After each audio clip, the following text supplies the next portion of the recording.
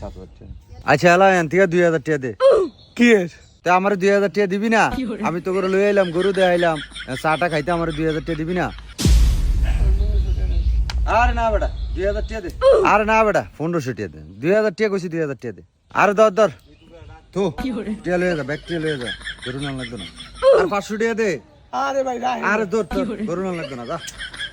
আচ্ছা দে 500 টাকা দিয়ে দে। লাল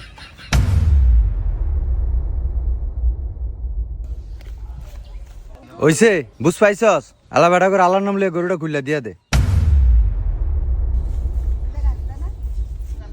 ভাই তো আমার এটা অনেক শখের গরু আছিল বুঝছেন, একেবারে ফুলানের মতো ফালছি বুঝছেন।